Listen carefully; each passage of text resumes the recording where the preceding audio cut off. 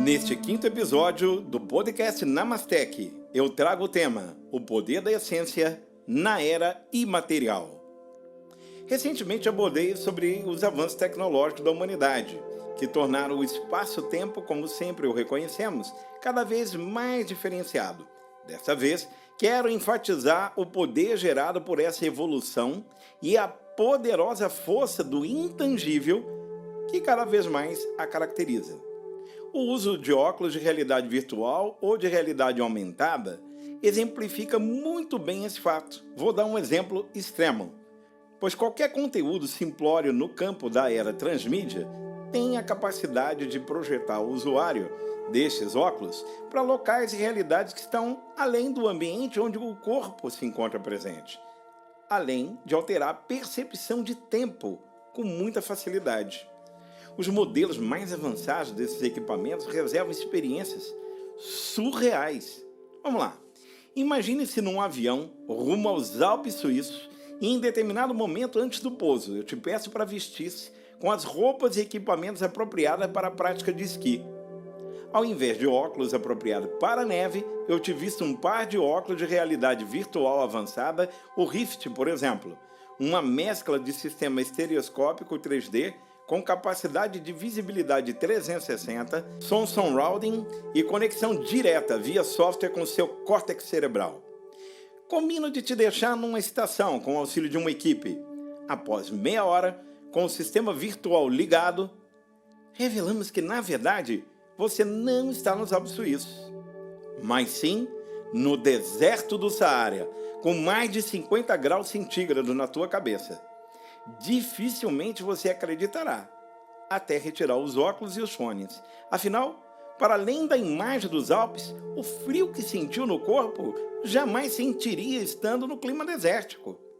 Ocorre que o cérebro, baseado na experiência visual e sensorial, interpretado pelo córtex, comandou o corpo com base no ambiente projetado, ao invés do ambiente presencial e suas condições climáticas. Essa tecnologia já existe e promete muito em breve transportar as pessoas para outras localidades, como fazemos hoje em videochamadas, tendo esse plus sensorial incrível. Foi motivado por essa tecnologia e possibilidades que o jovem Mark Zuckerberg, fundador do Facebook, adquiriu a Oculus VR, ou VR, fabricante do Rift, pela bagatela de $2 bilhões no ano de 2014. O jovem inventor desta maravilha imersiva contava em 2014, ano de fechamento do negócio, com 21 anos de idade. Chama-se Palmer Luckey. A intangibilidade há muito nos projeta desde o surgimento do telefone, no ano de 1876, do radiotransmissor em 1896 e das primeiras ondas televisivas captadas numa tela, 1920.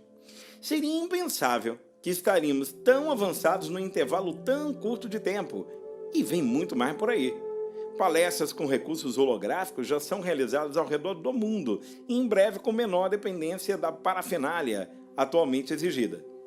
Eu gosto muito de uma expressão utilizada pelos portugueses para definir a digitalização da economia. Eles usam a expressão desmaterialização da economia. Se você, ao invés de adquirir um automóvel, decide se locomover utilizando o serviço de um aplicativo, estará substituindo o carbono, que é material, por bits e bytes. Algoritmos, GPS, sistemas imateriais de software, não é? Esse exemplo, cada vez mais comum com o crescimento vertiginoso da cultura de uma economia colaborativa, premia o acesso ao invés da aquisição de bens. Se alugo uma furadeira, pois na verdade raramente eu a utilizarei novamente, estou dizendo que meu desejo é o furo na parede e não um objeto feito com ferro, motor, fios e etc. Solicitar uma furadeira via aplicativo e a devolver depois de sua utilização é converter carbono em bits e bytes, e o planeta agradece. Reduzir drasticamente a burocracia baseada em milhões de toneladas de papéis por um conceito zero paper já é mais que possível, com ganhos incomparáveis de agilidade e qualidade na prestação de serviços públicos, por exemplo. Isso significa converter árvores, carbono, em imagens, bits e bytes, e os pássaros e todo o ecossistema envolvido também agradecem. Neste momento de isolamento social, nem precisamos de bola de cristal ou qualquer oráculo para afirmar que as empresas de infraestrutura digital, satélites, fibras, Wi-Fi, as empresas de streaming de vídeos e vídeos on demand, Netflix, TVs a cabo, os bancos digitais, os Nubanks da vida, os PagBanks, as companhias de telecom, os aplicativos de comida, de entrega em geral, de transporte de pessoas, as plataformas de reuniões e transmissões virtuais do tipo Zoom, Hangout, Skype, Appear, as empresas de comércio eletrônico, as plataformas de estudo à distância, de teletrabalho, de games e tantas outras relacionadas com a virtualização da vida, se já explodiam na liderança global dos negócios, agora vão se consolidar e de uma vez por todas em escala planetária. Antes mesmo da epidemia do Covid-19, entre as 10 maiores marcas em faturamento no ranking mundial, 6 são de tecnologia e mídia. Isso porque, nesse ranking, a Amazon figura enquadrada como varejo. A minha fonte é a Brand Finance, do mês de fevereiro de 2020. Só para dar uma ideia para vocês do ranking, por setor e valor das companhias em relação às suas marcas no mercado, nós temos em primeiro lugar a Amazon, representa 221 bilhões de dólares do seu valor, ela é tida como uma empresa de varejo, mas sabemos todos que é absolutamente disruptiva em tecnologia, e daí vai a Google em segundo, a Apple, Microsoft, Samsung, ali no sétimo como mídia está o Facebook, e temos a Huawei finalizando o que seriam as 7 empresas nesse ranking de 10. Então, das 10 maiores do mundo, você tem 7 ligados a esse mundo novo da tecnologia, da mídia e da virtualização. No artigo anterior, eu mencionei a acelerada miniaturização e saltos exponenciais na capacidade computacional ao longo das últimas décadas e comparei o computador que pousou o homem na Lua com equipamentos modernos. Podemos afirmar que a imaterialidade predominou, vez que a quantidade de materiais como chapa de aço, placa, parafuso, estrutura material mesmo, praticamente desapareceu se compararmos com o minúsculo smartphone com infinita superioridade computacional em relação ao IBM da corrida espacial. Pretendo convidar os meus queridos ouvintes desse podcast Namastec a me acompanharem, mas indo muito além nesse raciocínio sobre imaterialidade. Vivemos intensamente o avanço da nanotecnologia. E para quem não sabe, eu estou me referindo a uma medida equivalente a 1 bilionésimo do metro. Então você imagina reduzir o metro 1 bilhão de vezes. As aplicações do comportamento da matéria no nível subatômico são muito variadas e são voltadas às áreas das mais diversas, especialmente na parte de revestimento de superfícies. A intervenção nanotecnológica, ela se multiplica em escala. Então, se um nano é 1 bilionésimo do metro, nós já temos experiências hoje de 100, de 200 e até mais nanos. Quer dizer, uma loucura para onde tudo isso está indo em termos da invisibilidade cada vez maior do tratamento da matéria. Mas, Gilberto, aonde na prática a nanotecnologia se aplica? Eu vou dar alguns exemplos para vocês que são muito interessantes e pouca gente tem acesso a isso. A tinta nanotecnológica, tecidos inteligentes, materiais bidimensionais como o grafeno.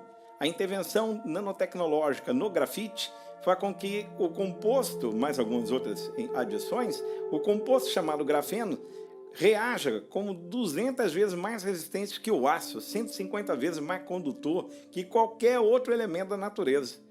Nanotecnologia na área farmacêutica, através da produção de nanocápsulas, no tratamento dermatológico com a nanotecnologia aplicada a cosméticos, entre outros. Quero dizer que, mesmo com as estruturas materiais aparentes, o poder do imaterial, no sentido mesmo do invisível, influencia o funcionamento das coisas. Ele ressignifica a funcionalidade ou a própria razão de existir de determinados elementos ou objetos. A tinta nanotecnológica aplicada num carro torna a sua superfície isenta de sujeira e arranhões, isso mesmo. Como mágica, a pintura de um carro cuja tinta é nanotecnológica, ao ser arranhada severamente ou até levemente a lataria, se reconstitui de frente aos seus olhos. Essa mesma lataria não requer água, porque jamais suja, economizando água. Imagine, então, quantos bilhões de litros de água, esse bem mais precioso da atualidade humana, seriam economizados. O tecido nanotecnológico, por exemplo, ele não suja, não amassa, não assimila sudorese. Gente, é o fim do ato de lavar e passar roupas. Olha que boa nova. Quantos novos bilhões de litros de água serão economizados? Quanta energia elétrica deixará de ser consumida? O carbono chamado ferro elétrico, tábua de passar, sabão em pó, máquina de lavar e secar desaparecerão. E no futuro será até engraçado para os herdeiros da Terra imaginar que essas coisas um dia existiram. Eles vão mesmo se divertir muito com o nosso primitivismo. Bom, voltando ao segmento de informática. Vale lembrar que o storage, ou lugar de armazenamento de informações, no passado eram unidades gigantescas, fisicamente falando. E hoje salvamos 500 quatrilhões de informações. Imagem, texto, foto, tudo. Aonde salvamos? Numa tal de nuvem. Quer algo mais transcendente? Aonde estão os nossos conteúdos postados, arquivos, somados diretamente aos bilhões de outros da aldeia global? Permitam-me voar pelas asas de um grande devaneio ao estilo Júlio Verne, autor da célebre e clássica obra Viagem ao Centro da Terra, no ano de 1864. E viajar não para o centro da Terra, mas ao centro dessa incomensurável e poderosa nuvem que reside no grande cérebro planetário. Imagina que possa ver, você possa tocar, deparar com tudo que está guardado, fruto de nossas intervenções conscientes, inconscientes, nessa nossa imensa teia da rede mundial de computadores. Lembranças, pensamentos, falas, gestos, imagens, músicas, sentimentos, emoções, conflitos, transações financeiras, gestos humanitários, tudo. Digamos que essa mente holográfica formada por todos os internautas do mundo pudesse se expressar na forma humana. Que fisionomia teria esse ser coletivo? Que sentimentos e personalidades o caracterizariam? Qual que seria o seu nível de esclarecimento acerca da consciência espiritual? Essa mente se guiaria por uma alma maior? Que relações teria com os demais seres terrenos e suas extraordinárias manifestações sencientes, como os animais? Que elementos da natureza poderiam alterar o seu estado de existência? Muito louco isso, né? Saint-Exupéry nos ensinou que o essencial é invisível aos olhos. Desde remotos tempos, a mitologia, a religião, a ficção nos influenciam a considerar que há algo de singular, que há algo transcendente em todo este plano percebido. Será que os níveis avançados de imersão da realidade aumentada e da realidade virtual, ou de previsões futurísticas por parte da ciência e da tecnologia, que nos apontam para uma vida holográfica independente do corpo, alcançarão esse estágio de existência? Será que a existência holográfica ainda assim seria parte de alguma expressão divina? Antes que vocês pensem que eu viajei muito na maionese e estou num excesso de devaneio, me permita assegurar que a minha lucidez está muito bem preservada. Vou exemplificar com a capa da famosa revista Times, do dia 21 de fevereiro de 2011, com o tema 2045, o ano em que o homem se torna imortal. Nela constam esta e outras previsões do engenheiro e futurista Raymond Kurzweil, considerado o mais assertivo de todos os futuristas da atualidade. Ele que é um dos fundadores da Singularity University, na Califórnia, afirma que nessa altura, ou seja, em 2045, a capacidade de processamento homem-máquina somados será 1 bilhão de vezes mais poderosa que a do cérebro biológico. Nesse instante, a singularidade terá sido alcançada. Mas o que isso tem a ver com imortalidade? Tudo.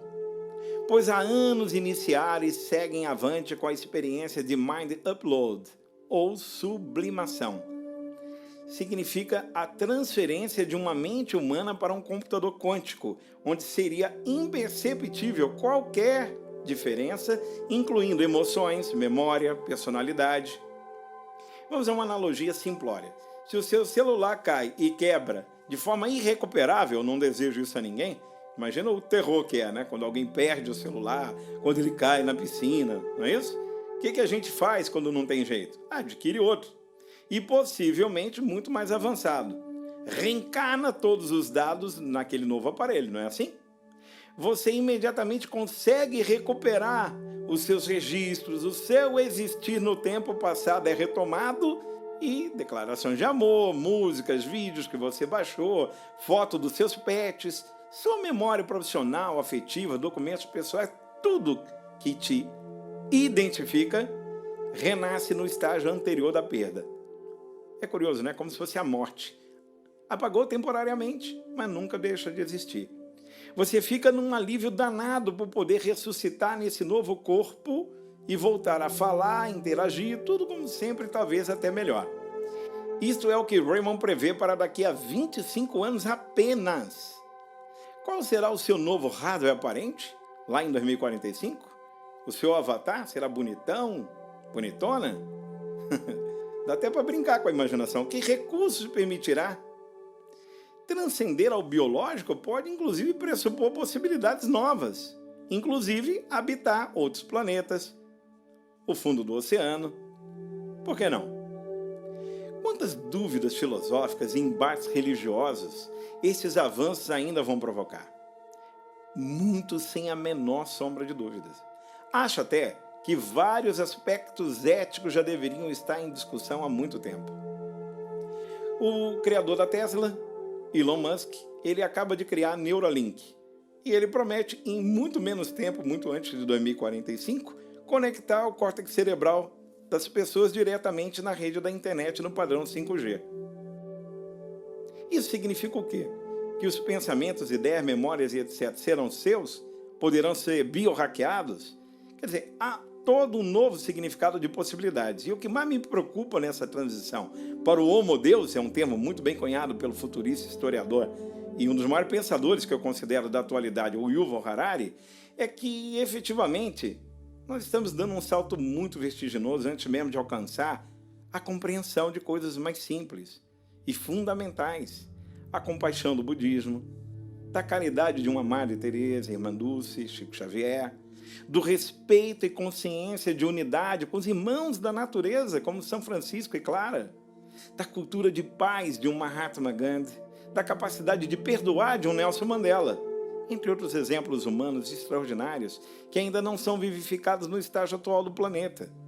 Fica claro que o fenômeno chamado Covid-19 é, na verdade, um convite para a reflexão global, para a solidariedade universal, para a reconexão essencial, para o autoconhecimento de cada integrante deste logos terreno maravilhoso.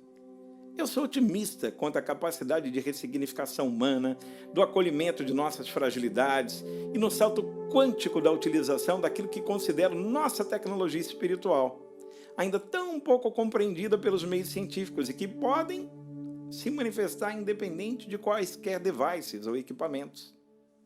Em próximas oportunidades, eu pretendo aprofundar sobre esse tema, tratando do foco intuitivo, da sinestesia, da telepatia, da materialização de objetos, da projeciologia e tantas outras formas de manifestação de nossas tecnologias naturais enquanto seres transcendentes que somos. Pense que todo avanço na direção tecnológica haverá de constatar o que sempre fomos e sempre seremos, seres espirituais, projetados no mundo aparente. Estamos utilizando, ao longo de séculos, algum sistema de imersão virtual que nos faz acreditar tão plenamente nos 5 sentidos e no mundo tridimensional percebido? Permito-me indagar e me divertir com possíveis reações de vocês a essa provocação. Seria isso, então, tudo aqui um grande game? Quando tratamos da existência sutil, abordamos uma temática mais etérea. Contudo, até que nos aproximemos desse estado de consciência, é urgente que tenhamos manifestado a nossa sensibilidade para com a humanidade, para com a natureza da qual nós somos parte integrante.